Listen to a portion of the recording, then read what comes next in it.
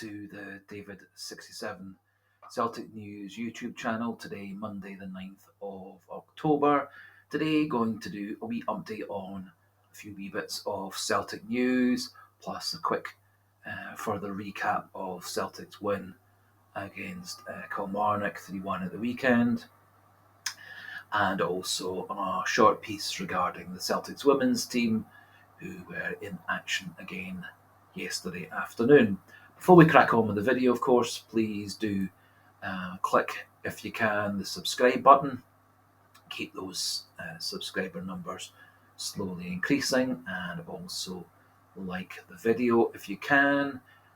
Believe you me, both those things massively help with YouTube, with all the analytics, increasing the number of people who can see this video, and of course making me happy, which for me is important, and for a few other people who know me is also important to make their life happier too.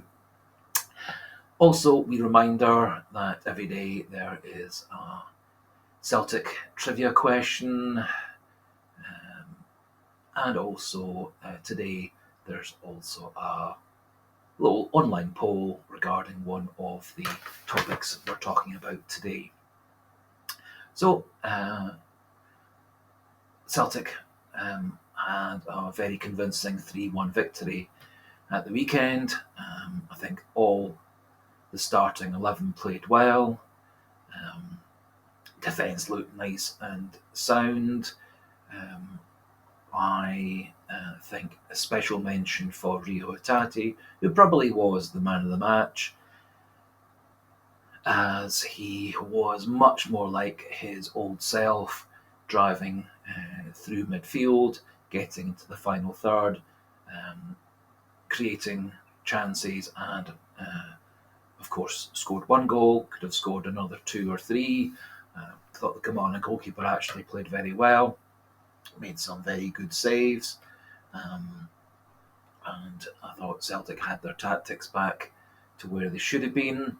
I think Rodgers at the start of the season tried to tinker with them too much, installed a very slow style of play, had Johnson and Taylor playing a rather flat back four defensive fullback position, which really is not Greg Taylor's best position. And I thought that on Saturday he was very much back into his Ange Postecoglou inverted fullback role, still able to get back to support Scales, Carter Vickers and Johnson, but much more into the final third, much more driving into midfield to act as more of a defensive midfielder, distributing the ball, linking Carter Vickers and Liam Scales, getting the ball further forward to McGregor, and further forward again to both Hatate and O'Reilly, who are playing more as centre midfielders, driving forward into attacking midfielder role, with Callum McGregor playing a bit further forward, and noticeably both Scales and Carter Vickers starting positions further up the pitch, with Scales quite often breaking into the Kilmarnock half to keep the pressure on and keep the ball in Kilmarnock's final third. I do hope Celtic continue this form of football in Scottish football. What I also would like to see is, over the next few weeks, Celtic working on the training field, developing more of a tactic more used to European football, where we may be a wee bit more in the back foot against Atletico Madrid and Lazio away from home, and maybe experimenting with 3 centre backs, or using players such as Taylor and Johnson more as wing backs, maybe experimenting with our main 3 midfielders, and then maybe Kyogo behind O with O as the lone striker, and using Kyogo Furuhashi more as an inside forward, a la Henrik Larsson in the good old days of the early 2000s, where Larsson scored an incredible amount of goals, feeding off of Sutton and Hartson playing as lone striker centre forward, with Larsson in an inside forward role. I think Celtic, under Postecoglou in Europe, got rather set in one set of tactics and didn't have the same adaptability and fluidity. And so I really hope over this season Celtic develop alternative ways of playing with confidence, where they can defend that wee bit more, mop up the pressure, and then use the speed of players like Maeda, Furuhashi, O'Reilly, Hatate to get forward to support the striker. I think also Kyogo Furuhashi probably could play up front all by himself, with Daizen Maeda in a more attacking midfield role, as Maeda is absolutely incredible in being able to cover back. The other player I think who deserves special mention from the game on Saturday is Luis Palma. I think he showed a lot of the talents that attracted Celtic to sign him in the last transfer window. I think he has a lot of pace, a lot of drive. He is able to get down the wing to the byline to cross. He is especially good at driving into the box at pace, has good close control, very capable of dribbling, has good vision, able to make a good incisive pass into the main striker, and is very good at supporting the main striker, getting into the box and picking up passes to score, or picking up deflections and rebounds to score. And his excellent goal from the edge of the box against Kilmarnock at the weekend was a good example of his skills. And if anybody watches the video about him that made about 6-8 weeks ago, where there are also some highlight reels and scouting reels included in that video, it shows all those skills. Some folk were saying he was very one-footed. He is actually very good at playing with his left foot, but primarily plays with his right foot. But as and when needed, he is able to cross, pass, shoot with his left foot. He isn't, obviously, as a relatively short man, that much use in midfield. Sorry, in the air, and so isn't quite the all-around threat that we might have wanted. However, he is very good at direct free kicks, with a fairly high scoring rate when he was playing in Greek football, and is also the current Honduras international team penalty taker. And that is a possible slight gap in Celtic's team since Aaron Moy retired in the summer, as he was Celtic's most convincing penalty taker of last season, after Juranovic left in the transfer window to go to Berlin.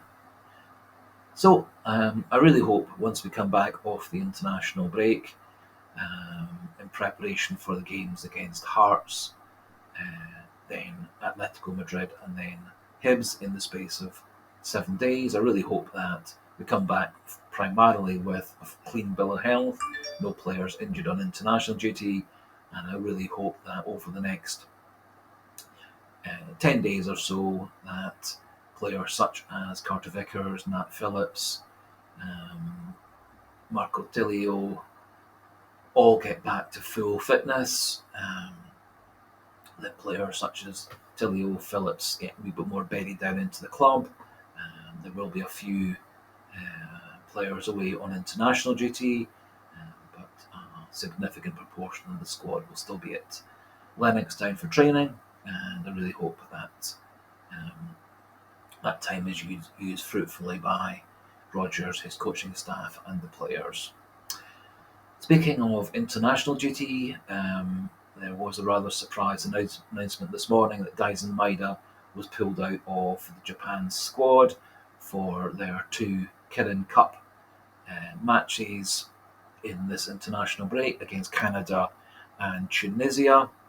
Strangely, Maeda played 89 minutes against Kilmarnock on Saturday, did not appear to be injured when he went off.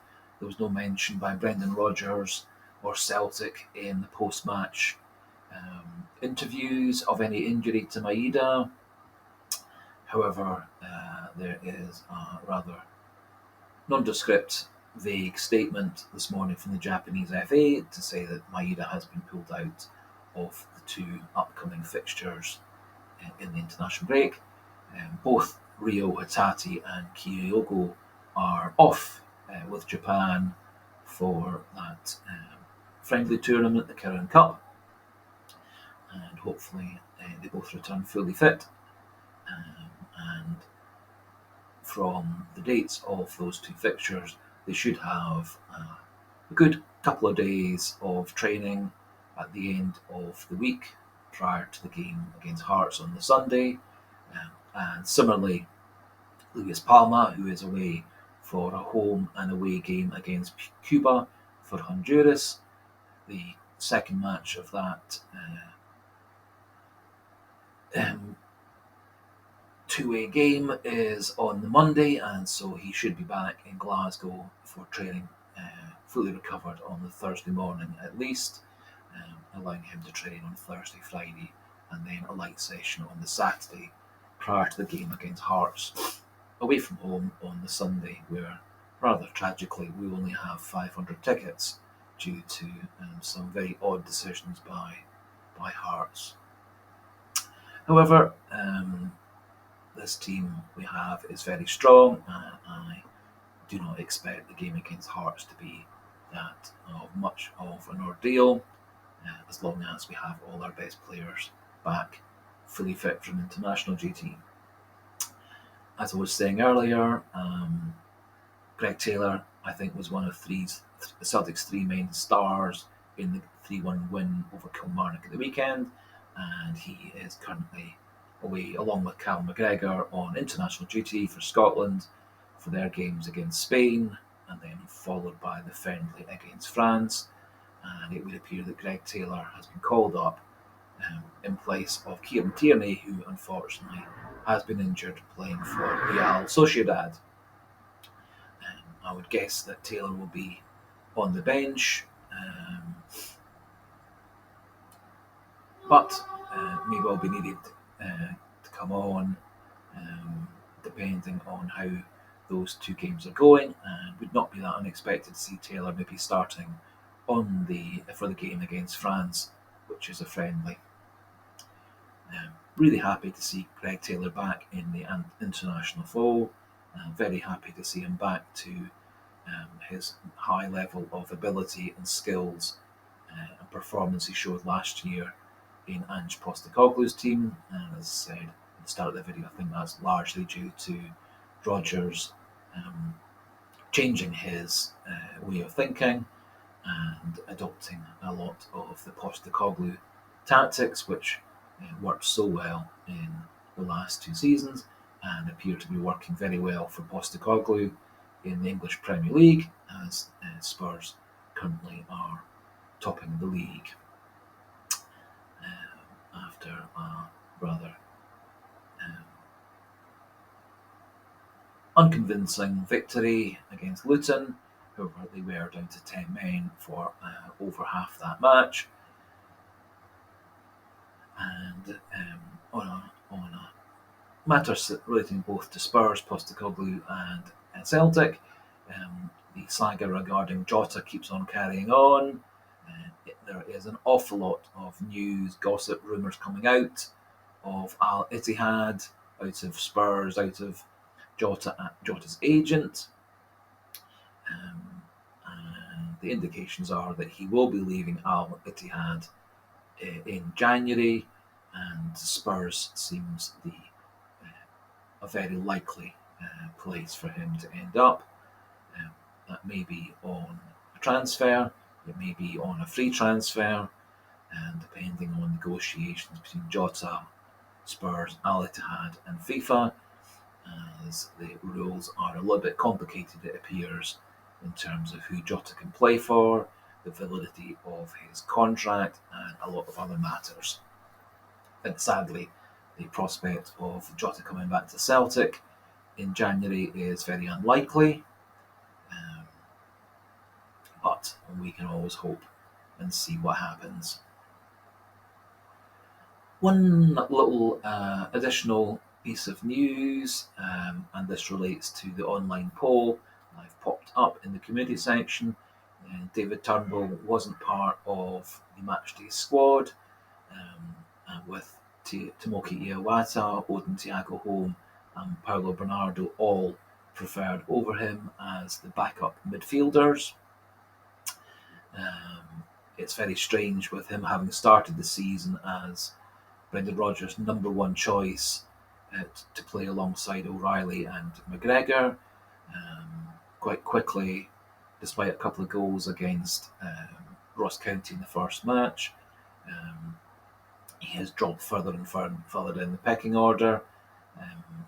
Apart from a game against Ross County, I don't feel he's performed at all well. He does have the bonus of being a good penalty taker, which is obviously quite an important skill, but much more important for me is the ability to score goals in free play, create goals, support McGregor and O'Reilly, and distribute out to Kyogo, Maeda, and the wide players. And for me, David Turnbull, after the game against Ross County, has been very disappointing, both in the games he's started and the games that he's come off the bench. Turnbull is one of two Celtic players in the first team squad whose contract ends in May after the end of the Scottish Cup final, which is likely to be the last game of the season. And the poll question in the community section really is, should Celtic offer him another 3 or 4 year contract, keeping him at Celtic, or should Celtic let him leave? It is quite interesting that despite the fact that we've signed Kyogo, Maeda, Abada, O'Reilly, Hatate, Ralston, all to new long-term extended increased contracts, there has never been any mention of talks with David Turnbull. Not sure whether that means he doesn't want to stay at Celtic and isn't happy at being the squad bench player that he was under Postecoglou last year and seems to be maybe now under Rodgers, or whether he is happy to be the bench player, as is apparent from Stephen Welsh signing a new contract and Tony Ralston also signing new contracts. I personally wouldn't be too upset to see Turnbull go. I think he is a good backup player. I don't think he's a starter for Celtic. I think his best position is coming off the bench when other players are tired, to rest players for more important games, and he is useful with long shots from free kicks and does have a good skill taking a penalty. And so there are skills that should keep him at Celtic, and of course he is Scottish, which helps with UEFA quotients. But as I said, I wouldn't be that upset to see him go, but we'll be very interested to see whether you vote yes to keep him or no to let him leave in the online poll. One last piece of news to catch you up on. Celtic's women won yet again yesterday, winning 6-0 against Motherwell. Motherwell are a team who can be difficult to beat, and last season Celtic did actually draw with them on one occasion. However, Celtic scored nice and early and were 5-0 up by half time, with 2 goals by Amy Gallacher, 2 goals by Loferski, and 1 goal by Chloe Craig. And in the second half, the 6th and last goal by Tiny Burchell, the daughter of our ex-player Mark Burchell.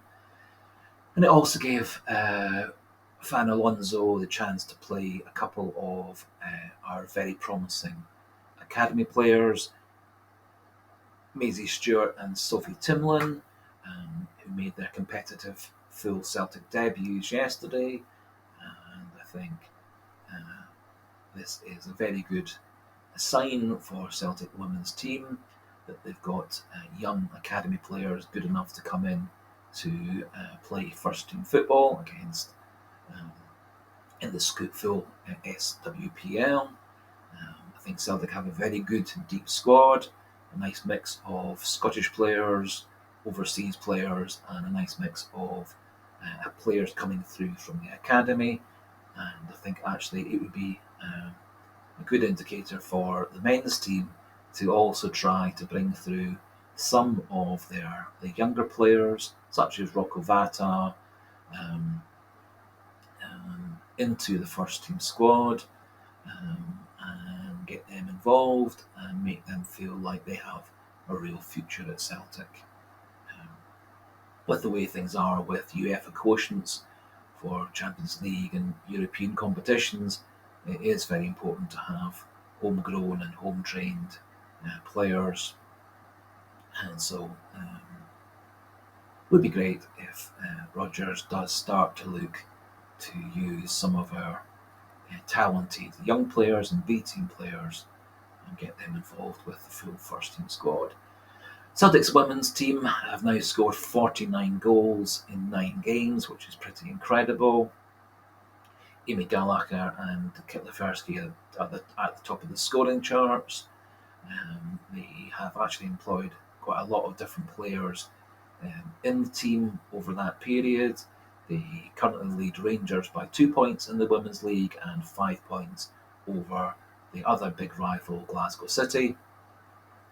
And Celtic will be going into the matches against Rangers in the league, and a wee bit later on Glasgow City in the Sky Cup, full of form, full of confidence, and full of great performances.